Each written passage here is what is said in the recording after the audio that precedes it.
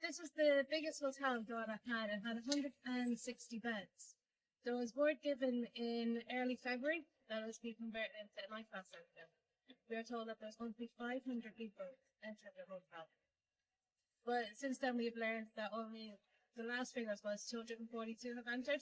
But because in the fire tent you can't get the same, you can't get the 500 men into it. That's it.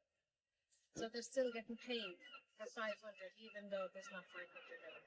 Herman, would you point and show and explain why is it an issue that? Well, the D Hotel was the tourist hotel for the whole of Drogheda, right? It's a 4 or 5 star, 4-star hotel. Big buses of American tourists would come in here. They would stay in the town. They would go into town, spend their money in the coffee shops, buying presents for their friends and family, and they contributed to the town.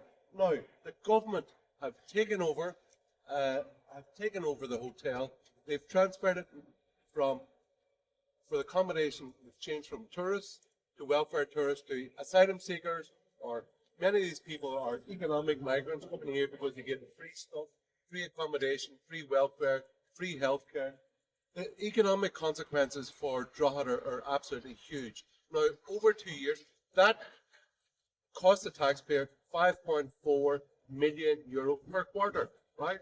So over 2 years, with the economic loss of tourism revenue in Drogheda, the total is 55 million over 2 years. That's a colossal loss to a large town like Drogheda. And also the consequences of taking in large numbers of unvetted males. We don't know who they are, where they're from, do they have a criminal record, also brings up an issue of safety of people around the town as well. There have been instances in Ireland where women especially have been murdered by non-nationals, and who wants that?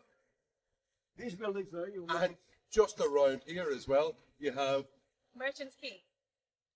That is another building that has been converted to house welfare tourists. So you will have basically this building. We're going to take a shot of it from over there later.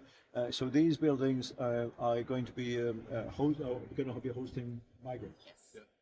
And do you know what really sticks in the jaw of many Irish people is that there's 14,000 Irish homeless people, 4,000 homeless children, and yet the government was dragging its feet for years and years to help get these homeless people. Actually, under this government, under Fine Gael, it's gone from 3,000 to 14,000.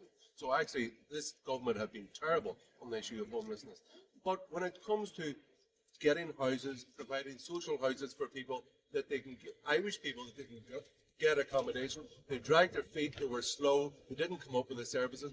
But when it came to non-nationals, oh my God, they're like, do you know what? Planning permission.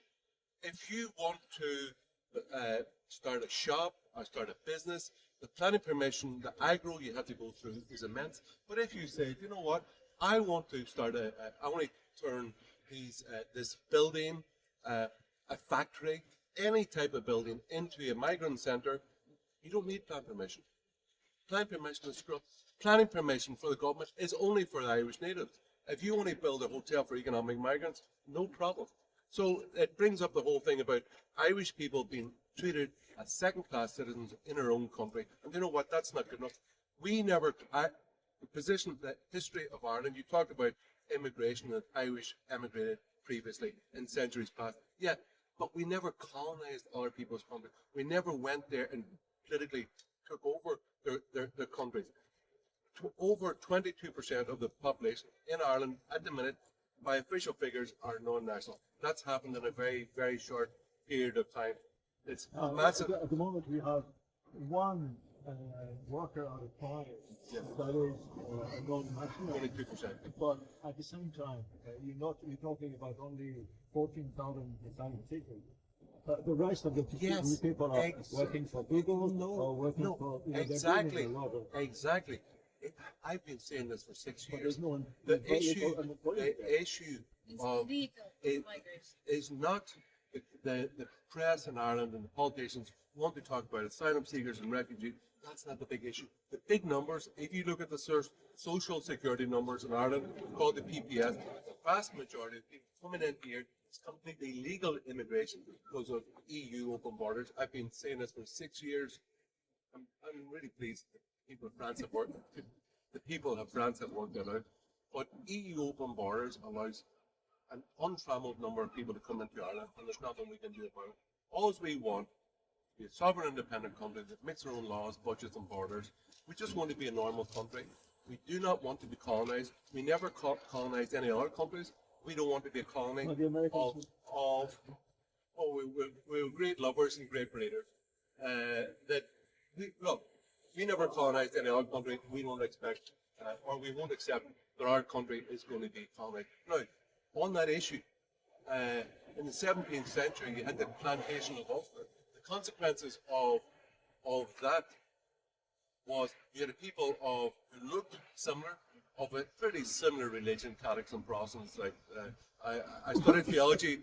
I studied theology myself, and I know that the differences, but generally same type of religion, difference in nationality, and look at the trouble that caused in the history of Ireland, right? And that was less in number and less in percentage than what has happened in the last 20 years. Now, it was even Mary McAleese, the former president of Ireland, said that what has happened in Ireland in the last 20 years is much greater in significance, much greater in number, much greater in percentage than the plantation of Ulster. And people coming from a different continent with different religious beliefs, different cultures. Now, the consequences of this new plantation in Ireland are going to be very significant in the centuries going forward. And you know what? We have to talk about this, we have to discuss it, and we have to ask the people. Do you consent to colonization? We were never asked, we never gave our consent. So I think we should just be a normal country and control our own borders like everybody else. Does it mean they want to leave Ireland away from the EU? The long-term goal. Now, Ireland is an economic contributor to the EU net in cash terms for the last 10 years. They imposed 64 billion bank debt upon us in 2013. They've robbed us. They have plundered our fishing waters for the last 50 years. In economic terms, the EU is not what it was. And as a percentage of world GDP, since we joined the EU has halved from 30% to 15% of global GDP. So, well, surely the EU, being a member of the EU, has done Ireland economic it has, but that was over the last 50 years. But going forward, America is more successful because I'm not sure they'll take Ireland as a state. No. There may be 40 million there, but yes, but we export 38% of our goods to the EU, and we export 32% of our goods to